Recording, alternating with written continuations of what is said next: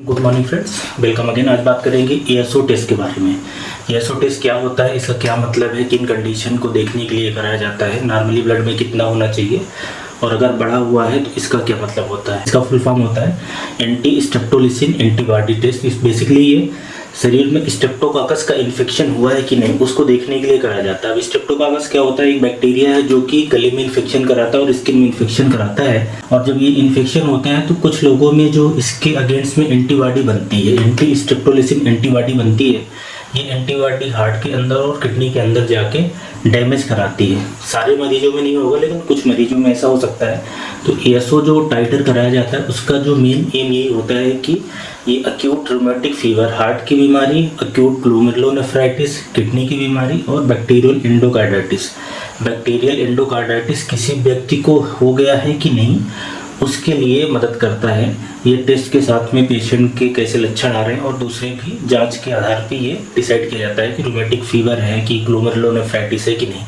तो बेसिकली कहने का मतलब है कि जो एएसओ टेस्ट होता है वो जो इन्फेक्शन होता है स्ट्रेप्टोकाकस ग्रुप ए का, उसके इन्फेक्शन अभी रिसेंट में हुआ है कि नहीं है उसको पता करने के लिए ये किया जाता है। ये ब्लड में से टेस्ट होता है। ब्लड में बेसिकली सीरम होता है, उस सीरम में से टेस्ट होगा तो आपको लैब में जाना पड़ेगा और वहाँ पे इसके लिए सैंपल देना पड़ता है। इसमें सैंपल देते समय किसी तरह की कोई भी आपको सावधानी की कोई भी से ज़रूरत नहीं है, कभी भी दे सकते हैं, कोई फास्टिंग की ज़रूरत नहीं है, कुछ भी खा पी के आप इसके लिए सैंपल दे सकते हैं।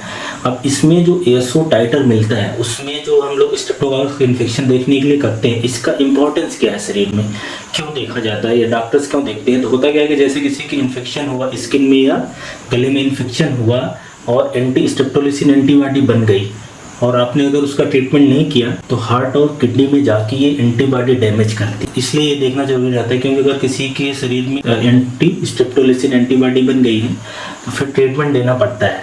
ट्रीटमेंट अगर उसका नहीं करेंगे, इन्फेक्शन शरीर में से नहीं हटाएंगे तो उसके किडनी के अंदर जाके डैमेज कराएगा, तो उससे हाइपरटेंशन होना, शरीर के अंदर पानी भर जाना और किडनी के दूसरे भी एडवांस स्टेज में डैमेज हो सकता है। और ऐसे ही हार्ट के अंदर भी जाता है तो हार्ट में सूजन कराता है, उसके जो वाल्व रहते हैं उसमें डैमेज हो जाता है, पूरी जो मांसपेशियां हैं उनमें सूजन आ जाता है।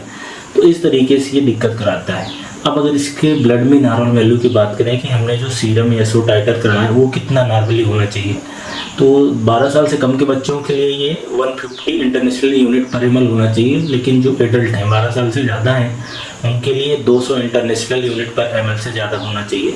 तो कहने का ये मतलब है कि अगर 200 से ज़्यादा बड़ों में या 150 से ज़्यादा बच्चों में अगर इसका टाइटर आता है तो ये माना जाएगा कि ये टाइटर बढ़ा हुआ है।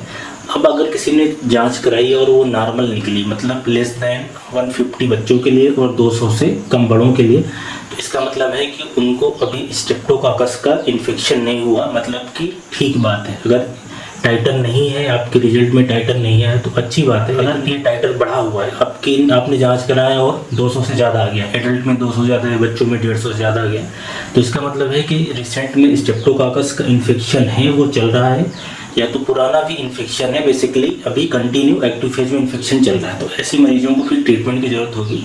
लेकिन अगर हम इसका सीरियल टाइटर करते हैं, जैसे किसी का एएसओ टाइटर बढ़ा हुआ है फिर थोड़े दिन बाद कराया और वो कम हो रहा है, तो फिर इसका मतलब होगा कि अब बीमारी ठीक हो रही है, रिजॉल्विंग फेज में जा रही है धीरे धीरे। अगर ज़्यादा हाई वैल्यू की बात करें, जैसे पॉजिटिव आ गया, किसी का हाई वैल्यू आ गया, तो इसका मतलब या तो उनको रूमेटिक फीवर होगा उस बच्चे को, या तो पोस्ट स्ट्रेप्टोकाकस ग्लोमेरुलोनेफ्राइटिस होगी, या तो बैक्टीरियल एंडोकार्डाइटिस। साथ में लक्षण भी होना चाहिए, सिर्फ जांच के आधार पे नहीं कह सकते 100% श्योरिटी के साथ। इसमें पेशेंट को लक्षण भी आने चाहिए, दूसरे भी एविडेंस मिलने चाहिए। और आखिरी में अगर इस टेस्ट की प्राइस की बात करें कि कितने में होता है, तो लगभग ये 500 से लेके 600 के बीच में ये टेस्ट एएसओ टाइटर जो होता है ये 500 से लेके 600 के बीच में होगा।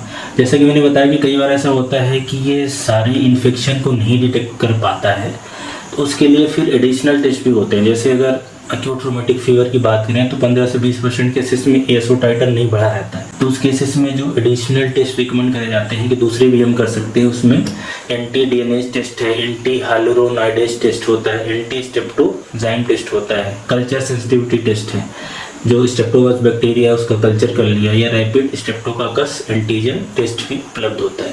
तो इससे भी फिर पता कर सकते हैं कि स्ट्रेप्टोकाकस का इन्फेक्शन हुआ है कि नहीं। तो कहने का मतलब है कि जो एएसओ टेस्ट कराया जाता है बेसिकली ये एक बैक्टीरिया है स्ट्रेप्टोकोकस, उसके अगेंस्ट में एंटीबॉडी वो देखी जाती है, और अगर वो एंटीबॉडी बढ़ी हुई है तो फिर ट्रीटमेंट कराने की जरूरत पड़ेगी, क्योंकि वो एंटीबॉडी हार्ट और किडनी के डैमेज कराती है, इसलिए इसका बड़ा इंपॉर्टेंट रोल है। अब थोड़ी सी बात करते हैं रूमेटिक फीवर, जिसको देखने के लिए एएसओ टाइटर कराया जाता है। क्या बीमारी होती है? बच्चों में बेसिकली बीमारी होती है, 5 से 15 साल तक के बच्चों में ये होता है। स्ट्रेप्टोकोकस का इन्फेक्शन होता है तो उनको बुखार आना, जॉइंट में दर्द होना, जर्की बॉडी मूवमेंट होना, शरीर हिलने डुलने लगना, स्किन में रैशेस पड़ता है, हार्ट के अंदर सूजन होती है, कार्डाइटिस एंड इरिथमा मार्जिनेटम। तो ये कुछ उसके सिम्टम्स आते हैं।